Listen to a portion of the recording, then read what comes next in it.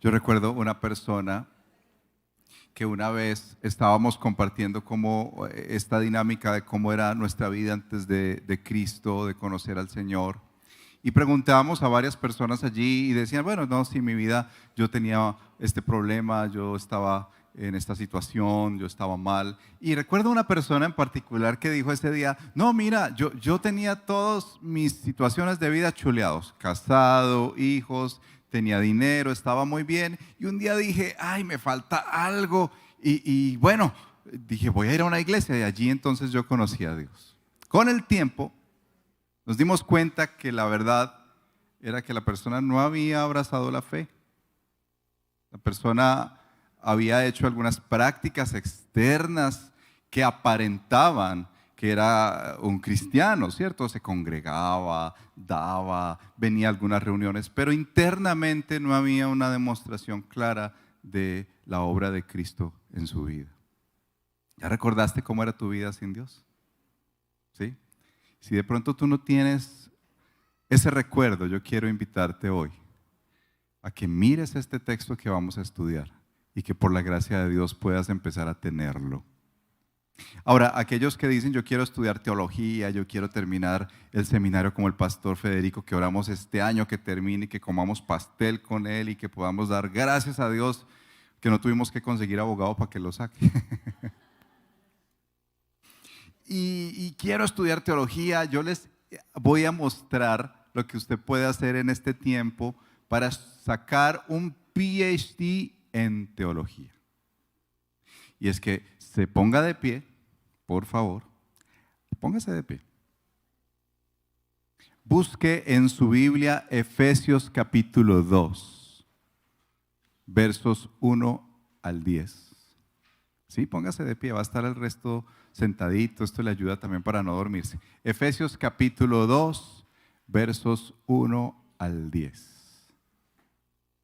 En la Nueva Biblia de las Américas, que efectivamente, si usted se da cuenta al final del servicio, a la salida, tenemos al ministerio de CLC, la librería CLC ha venido estos domingos para ofrecernos Biblias, Nueva Biblia de las Américas. Si usted no la tiene, la puede conseguir, y libros que edifican su vida. Y va a hacer esto. Le animo a que lo haga todos los días de su vida, pero cuando se acuerde, abra Efesios capítulo 2, lea los versos del 1 al 10 en voz alta y memorícelo. Cuando lo termine de memorizar, usted puede decir, ya me gradué en teología. Vamos a leerlo juntos, ¿listo? En la Nueva Biblia de las Américas, Efesios capítulo 2, versos 1 al 10. Dice así: y Él les dio vida a ustedes, que estaban muertos en sus delitos y pecados, en los cuales anduvieron en otro tiempo, según la corriente de este mundo, conforme al príncipe de la potestad del aire, el espíritu que ahora opera en los hijos de desobediencia. Entre ellos también todos nosotros en otro tiempo vivíamos en las pasiones de nuestra carne, satisfaciendo los deseos de la carne y de la mente, y éramos por naturaleza hijos de ira, lo mismo que los demás. Pero Dios, que es rico en misericordia, por causa del gran amor con que nos amó, aun cuando estábamos muertos en nuestros delitos, nos dio vida juntamente con Cristo.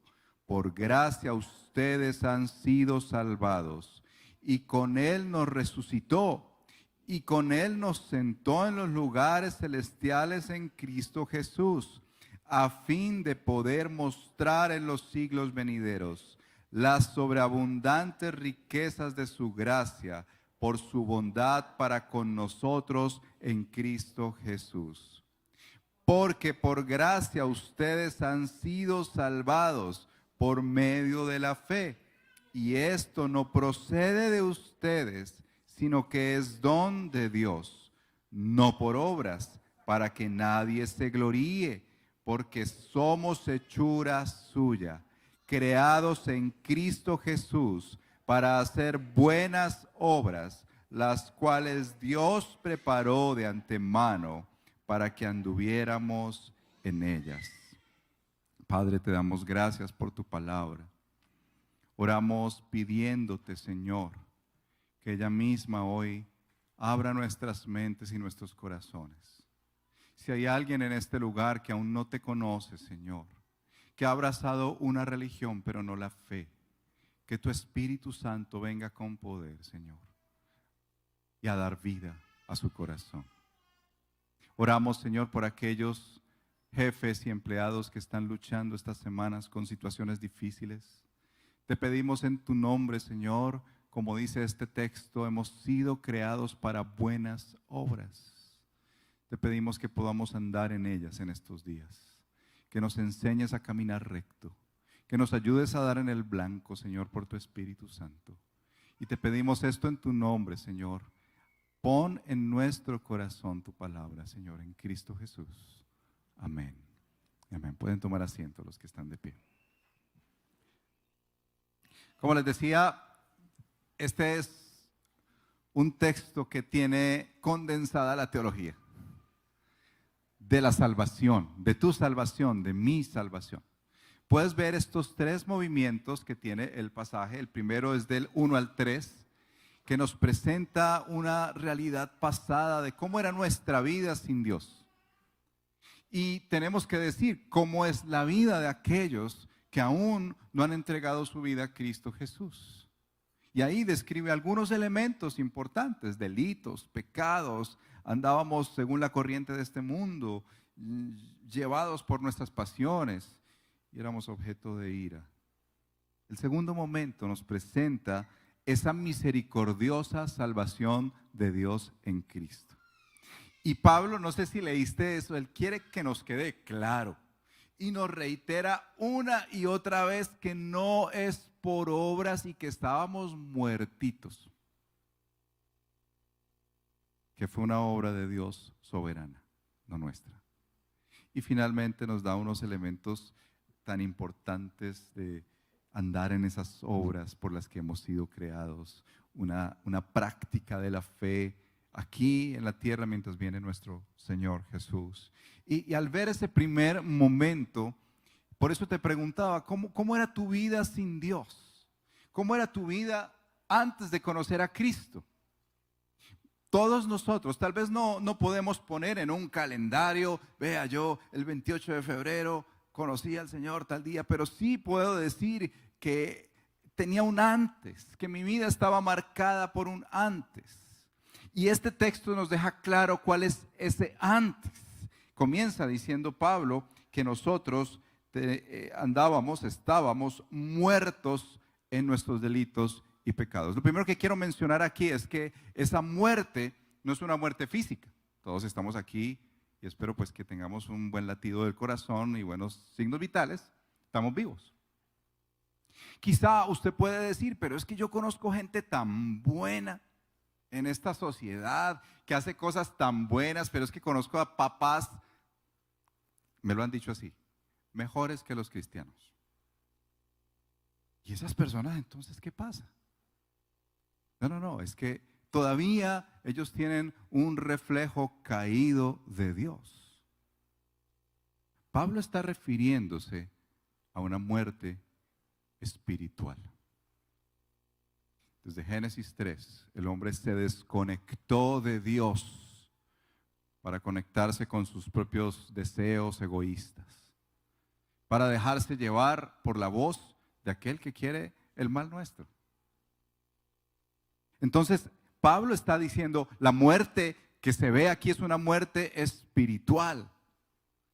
Me gusta invitarte a que hagas estas dinámicas. Acércate a tus amigos de la universidad, del colegio, compañeros de trabajo que reniegan de Dios. Y dile, oye, como le dicen a uno, busque de Dios, busque de Dios. Busque a Dios, acérquese a Dios. ¿Qué le va a responder? ¿Usted está loco? ¿Usted qué le pasa? ¿Usted cree que va a dejar de vivir? Bueno, ¿han escuchado eso? Porque ahí reside la muerte espiritual. No hay quien busque a Dios. Como aquel hombre que les mencionaba, que un día dijo, me falta algo, bueno, voy a buscar a Dios. Efectivamente nos dimos cuenta con el tiempo que era falso eso. Porque no hay quien busque a Dios, dice la Escritura, y Pablo lo pone en esta carta claramente como que estábamos muertos, muertos. Y utiliza estas dos expresiones, delitos y pecados, para recrear la mente y hacernos ver que delitos tiene que ver con alguien que camina fuera de la senda, alguien que anda torcido. Como esa canción de salsa que decía que era árbol que nace torcido, jamás su tronco endereza. ¿Recuerda esa canción? Torcido, torcido. Así nacemos todos, espiritualmente torcidos. Queremos hacer el bien y no le damos. Esa es la segunda palabra. Tratamos de dar en el blanco y nunca le damos. Yo recuerdo cuando no conocía al Señor, quería en mis propias fuerzas ser bueno. Soy hijo mayor, entonces pues tenía esa marca y quería ser bueno, y recuerdo las frustraciones tan grandes intentando hacer cosas buenas, pero terminaban mal. Terminaban mal. Ahora es tan extraño porque a veces uno quiere hacer mal y termina haciendo bien. Eso es una obra del Señor, vamos a llegar allá. Pablo quiere dejar en claro que nuestra vida anterior, una vida muerta, mortandad espiritual, muerte espiritual. Dice también que estábamos conforme al príncipe de la potestad del aire, otra manera de expresar Satanás. Éramos objeto, éramos títeres de ese príncipe de este mundo que nos gobierna. Y cómo lo vemos, usted se da cuenta que esta sociedad tiene una agenda malvada contra la familia. ¿Quién financia eso? ¿Quién financia esa agenda que hoy en día en todas las plataformas, papás que tienen que tener mucho cuidado con plataformas, sus hijos están viendo la agenda de Satanás? YouTube, TikTok, una fuerza tan satánica que destruye a nuestros hijos, aún desde muy pequeños. Y Pablo dice, antes nosotros estábamos conforme a ese príncipe.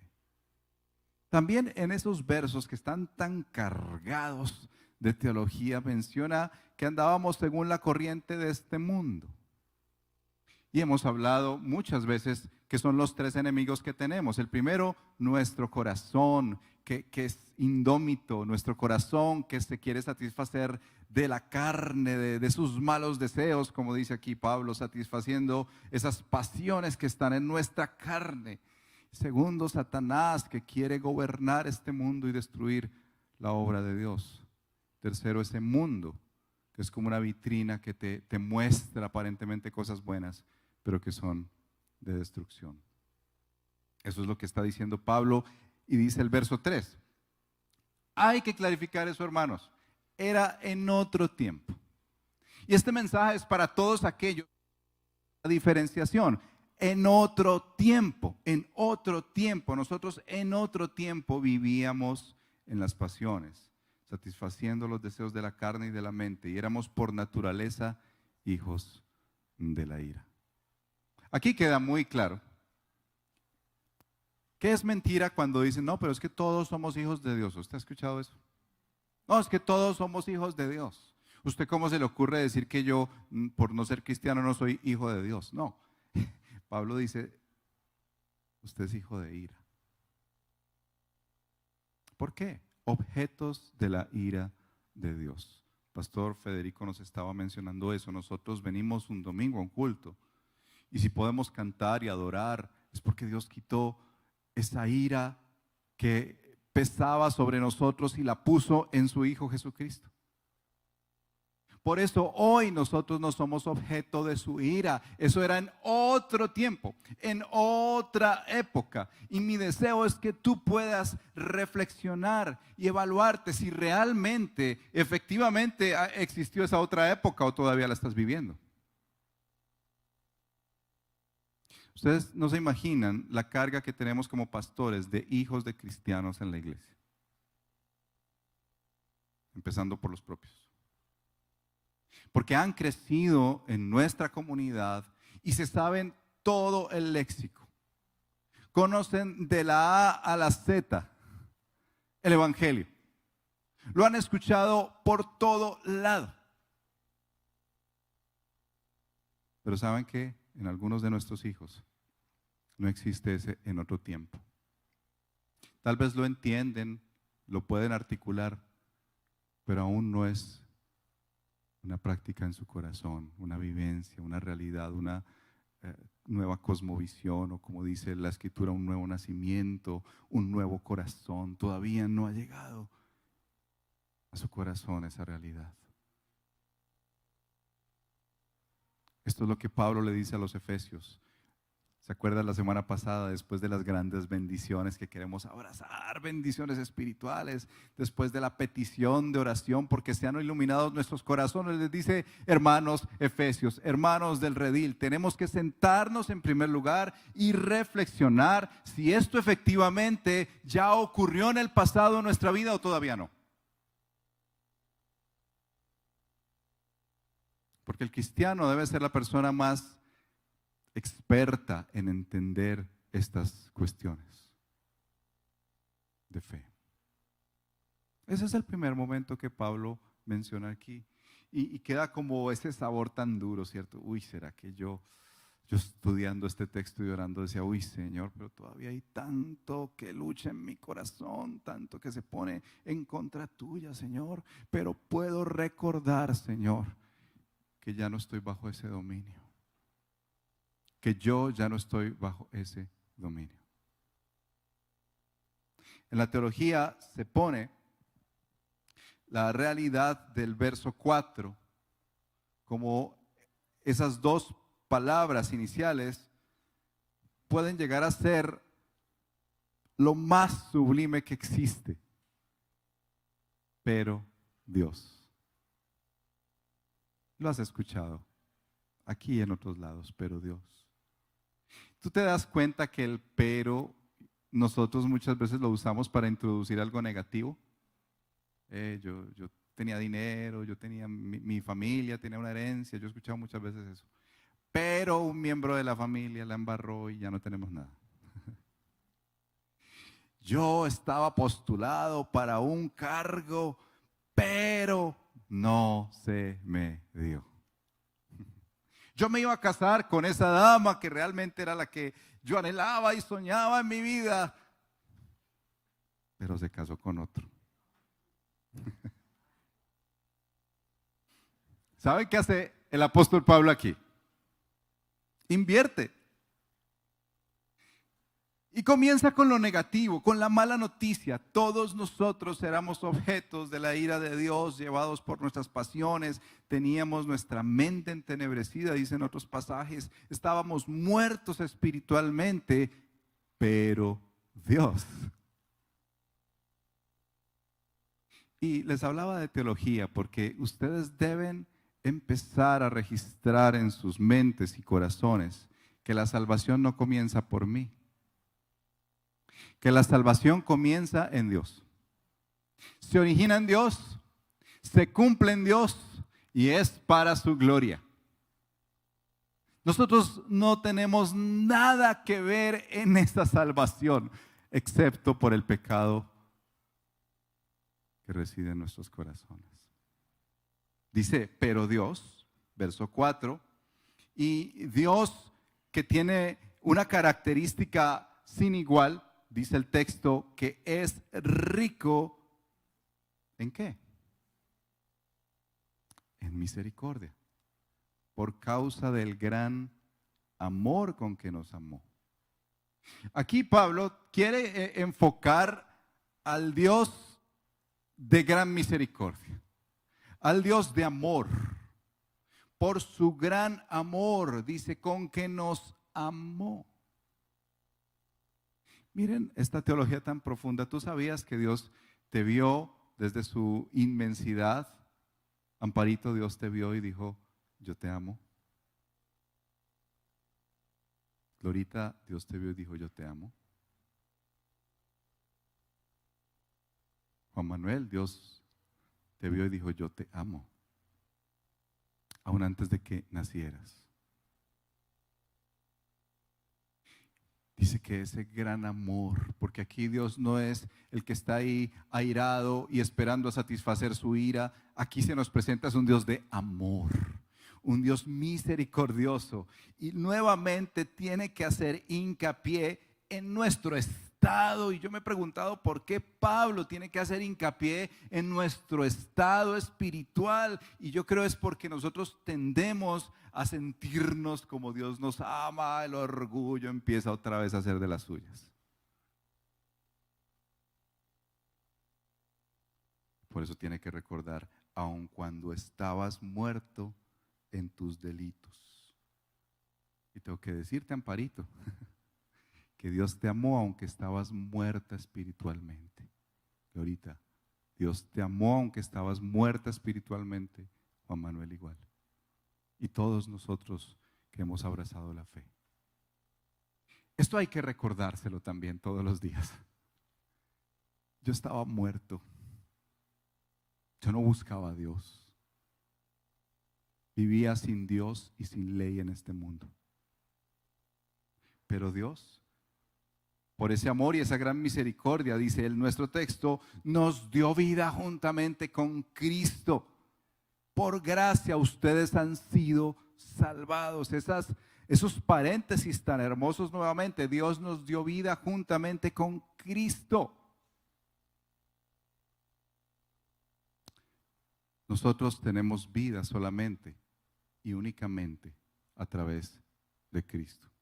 Y quiero que me acompañes aquí en este estudio bíblico grupal. ¿Cuántas veces es que del verso 4 en adelante Pablo utiliza en Cristo o una referencia a Él? Para que te des cuenta del sobreénfasis que tiene, que esto solamente es posible a través de la obra de Cristo. Dice, pero Dios, que es rico en misericordia, por causa del gran amor con que nos amó, aun cuando estábamos muertos en nuestros delitos, nos dio vida juntamente con Cristo. Primera vez. Por gracia ustedes han sido salvos. Y con Él nos resucitó. Y con Él nos sentó en los lugares celestiales. En Cristo Jesús. A fin de poder mostrar a los siglos venideros las sobreabundantes riquezas de su gracia por su bondad para con nosotros en Cristo Jesús. Y más adelante dice en el verso 10, porque somos hechura suya, creados en Cristo Jesús. Ese sobreénfasis no es casualidad. Aquí apunta que la obra soberana de salvación, pensada y soñada en el corazón de Dios por su gran amor, se cumple en Cristo Jesús. Tú quitas a Cristo Jesús de la ecuación y tú no tienes salvación. Y quizá por eso es tan importante que tú tengas que entender que en esta iglesia nosotros procuramos predicar al Dios Trino, al Dios Padre, al Dios Hijo y al Dios Espíritu. En nuestros textos recordamos todos los días la obra de Cristo Jesús. La cena del Señor es recordar lo que hizo Cristo por nosotros, una muestra visible. Pero hay otra muestra visible cuando habla de que nos resucitó. ¿Tú recuerdas el día de tu bautismo? ¿Sí? Es por esa razón que cuando tomamos la cena, nosotros decimos, quienes han demostrado públicamente lo que ya ha ocurrido internamente. Y demostrarlo públicamente es bautizarse. Si tú lees Romanos, te encontrarás en el capítulo 6 cómo es que Pablo dice en Romanos que nosotros estamos sepultados y luego somos resucitados. Cuando tú vas a las aguas del bautismo, esas aguas no tienen nada. En esas aguas, cuando uno se bautiza, no quedan los pecados. Ok, no piensen que esa agua después daña a las plantas o que otra cosa cuando se riega. No, no, no. Pero es un símbolo, es una representación de lo que tú y yo experimentamos internamente. Cuando tú bajas a las aguas, estás diciendo, estoy con Cristo juntamente crucificado, muerto, sepultado. Ya no vivo yo. Pero cuando tú sales de las aguas, sales como una nueva creación, un nuevo corazón, un nuevo nacimiento que le dices no solamente a tus familiares que son tan escépticos que dicen, ¿de verdad este tipo sí cambió? A la gente de tu trabajo, de tu universidad. La Biblia dice que también le dices a los poderes malignos, yo soy de Cristo. Es por esta razón que nosotros al acercarnos a la cena y recordar la obra de Cristo, te decimos, aun si no te has bautizado, ven corriendo y di, mira, yo quiero bautizarme. Yo quiero bautizarme, yo quiero decirle a este mundo que Cristo es mi Señor, que yo estaba muerto, pero ahora tengo vida por su gracia, porque es por su gracia. Mira, este texto dice que somos salvos por gracia. Y también dice este texto que el Señor te salva a ti, me salva a mí, salva a esta iglesia, para mostrar, leíste ese verso más adelante, a fin de poder mostrar en los siglos venideros las sobreabundantes riquezas de su gracia, por su bondad para con nosotros en Cristo Jesús. Dios nos salvó. Dios hizo esa obra de enviar a su Hijo a vivir en esta vida, en este mundo, a morir en la cruz, a resucitar para salvarte a ti y a mí, a fin de mostrarnos, de decir, miren, así como está Carlos de redimido, son mis sobreabundantes riquezas. Cuando la iglesia está reunida, cuando la iglesia está cantando, solo en Jesús está mi fe, mi esperanza y mi canción. ¿Saben qué le decimos a los de los edificios alrededor? Las riquezas de la gracia del Señor son abundantes. Salvó a pecadores como tú y como yo, que estábamos muertos. Estábamos muertos, no merecíamos tal gracia. No merecíamos tal misericordia. ¿Has escuchado esa expresión que dice que misericordia es no recibir lo que merezco? Eso ocurrió en tu vida. Tú no has recibido lo que mereces. Y gracia es recibir lo que no merezco. Tú recibes lo que no mereces. Pero ¿sabes qué pasó con Jesús? Él recibió lo que no merecía. Él era perfecto. Y Él recibió el castigo por mis pecados. Él recibió lo que yo no merecía, lo que Él no merecía. Y no recibió lo que merecía, el gozo, la alegría, la gloria, el esplendor de su Padre. De todo lo que Él había creado desde antes de la fundación del mundo, se veía esa gloria y no la recibió por nosotros.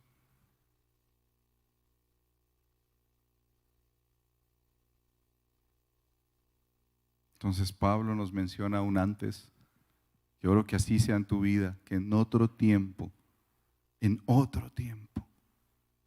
luego muestra que Dios en su gran misericordia, ese pero Dios, no lo olvides, pero Dios nos dio esa abundante riqueza de su gracia. Yo te pregunto algo en este punto.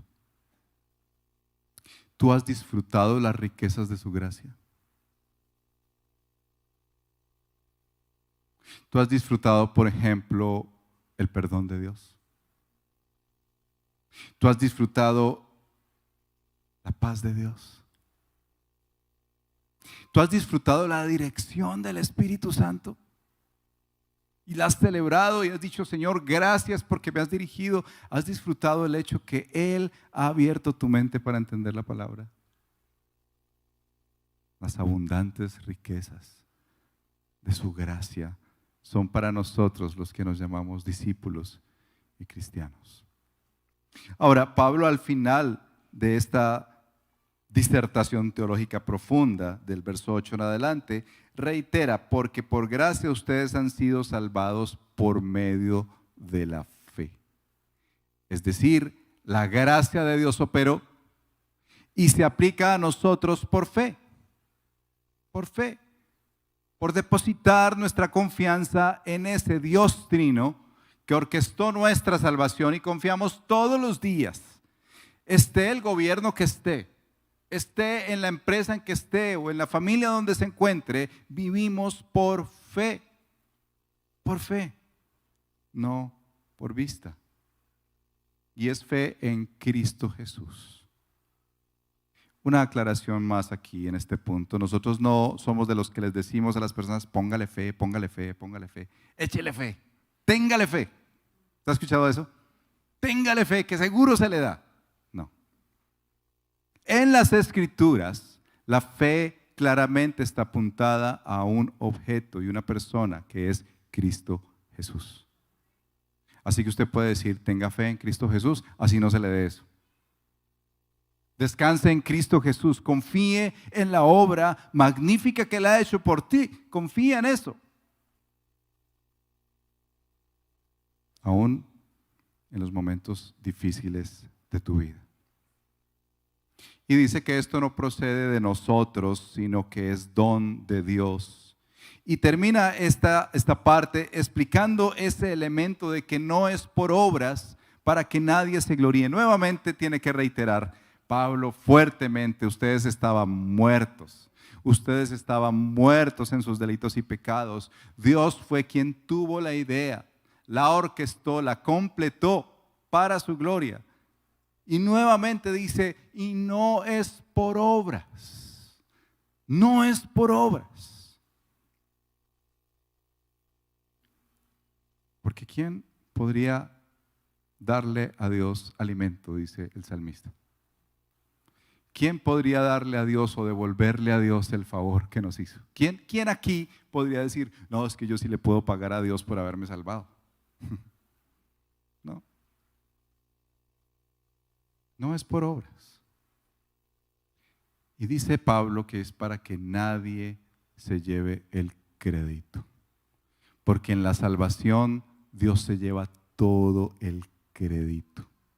Dios se lleva toda la alabanza, toda la honra. Así que el día en que tú y yo estemos parados delante de ese Dios maravilloso, donde estarán de toda lengua, raza, pueblo y nación cantándole y alabándole y diciéndole a Él, es digno el Cordero. Digno el Cordero. Vas a recordar que no tuviste ni un milímetro de obra para decir, es que yo sí di el dinero cuando me lo pidieron, yo sí asistí, yo sí hice. Nada de eso opera en tu salvación.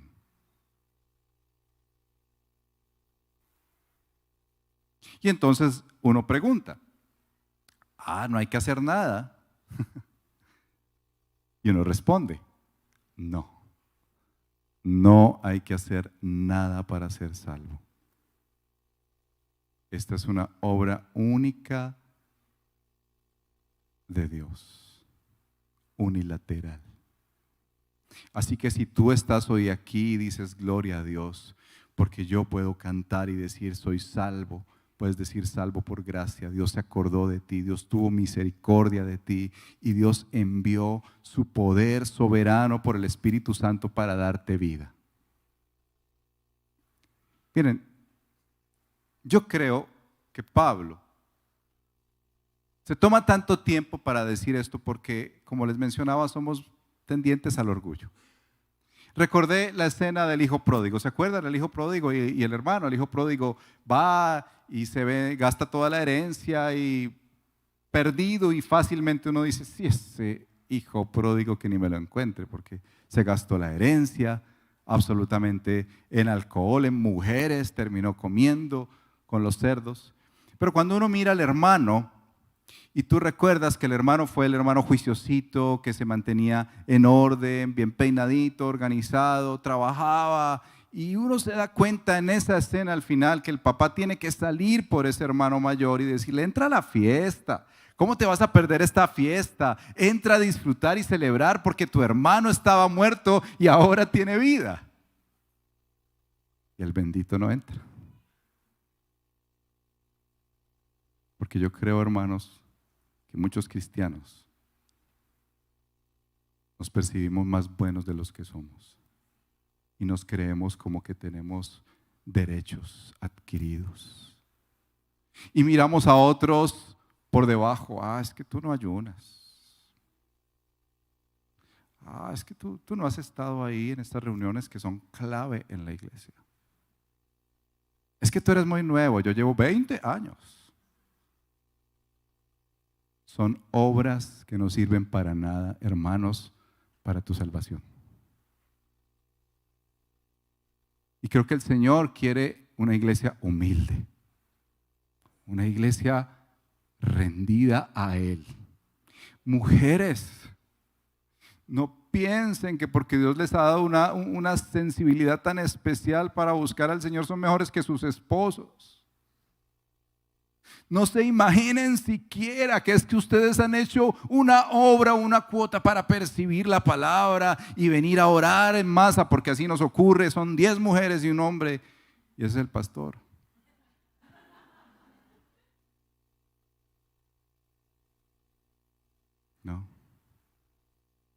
No por obras para que nadie se gloríe. Mujeres, si son llamadas al arrepentimiento por este texto, reconozcan que mucho del daño espiritual de su hogar es por la mirada despectiva que ustedes les hacen a sus maridos, a sus hijos, porque no le dan la talla. No puedes hacer nada para tu salvación. Recibirla, disfrutarla, celebrarla, cantarla como la vamos a cantar ahora. Cuando cantemos solo en Jesús está mi fe. Pero Pablo no te quiere dejar ahí como, bueno, entonces me siento a esperar a que venga el Señor y como me salvó por gracia, pues hermano, qué pena, yo me siento acá. ¿Será que me puedes ayudar a mover la sillita? No, Señor, es que soy salvo por gracia. Entonces, aquí estoy. No, para nada. La manifestación de entender la salvación por gracia es lo que dice al final en el verso 9 y 10. No por obras para que nadie se gloríe, porque somos hechura suya, creados, diseñados. Ahí le hacemos la cuñita a nuestros hermanos de poema. Esa es la palabra que se usa acá, poema. Somos el diseño de Dios, hecho a mano por Dios. Somos esa obra única de arte hecha por Dios en Cristo Jesús, ese nuevo hombre, para hacer, ¿qué dice ahí? Buenas obras. Un momentico, ayúdeme pastor ahí que me perdí. Soy salvo, pero no es por obras, pero soy salvo y creado por Dios para buenas obras. ¿Lo entendemos? Sí. Es una expresión de la gracia de Dios. Que el Señor nos haya puesto un nuevo corazón y haya puesto su espíritu para que podamos caminar en esas buenas obras que comienzan por evangelizar, hermanos. Que comienzan por servir. Que comienzan por hacer todo lo que Dios nos pida en este mundo que hagamos para que anunciemos sus virtudes en el trabajo, en la casa, en cualquier lugar. ¿Y saben qué es lo mejor y el postre aquí en este verso al final? Que Dios ya las había hecho. Es decir, si tú esta semana dices, pastor, es que yo llevo años sin diezmar y el Señor tocó mi corazón y yo vengo a diezmar, eso no lo hiciste por tu propia voluntad. Mamás, si esta semana es una semana dura con tus hijos y tú tienes que decir, Señor, dame la paciencia, por favor, para amarlos y no maltratarlos, y terminas amándolos más y no maltratándolos, es una obra que Dios ya había preparado de antemano para que esta semana tú la vivas. Así que cuando pase esto, cuando tú te vayas a enfrentar a todos esos dispositivos que te dicen consume pornografía, consume pornografía, consume pornografía, y tú con toda honestidad dices, Señor, yo soy tan débil, necesito tu fuerza, y enfrentas una semana en libertad de corazón y conciencia y vienes a adorar al Señor, no le digas, Señor, esta semana lo logré. Porque el Señor te va a decir, yo esto lo había preparado de antemano. Esto ya estaba preparado de antemano para que anduviéramos en ellas. Hermanos, este es un tratado de teología que te puede ayudar a ti y me puede ayudar a mí, más que tener un doctorado en teología, a descansar en su gracia. Así que si tú has esforzado tu vida al máximo en este tiempo y has dicho, es que yo he tratado y he tratado y he tratado, no es por obras, es por su gracia. Ven y descansa ante la obra magnífica de Cristo Jesús. Pero si tú hoy te das cuenta que no ha habido un otro tiempo, un antes, hoy quiero decirte que Dios te pone estas palabras en tu mente para que las recuerdes todos los días. Pero Dios que es grande en misericordia,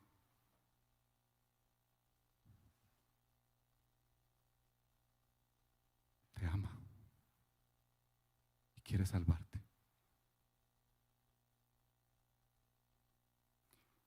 Cierra tus ojos, por favor.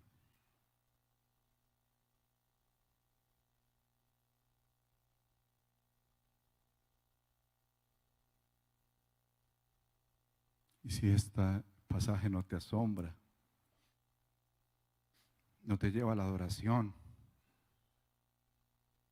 a la alabanza, a cantarle con todas tus fuerzas, a aplaudir, a decir, Cristo es mi Señor, no sé qué más puede hacerlo.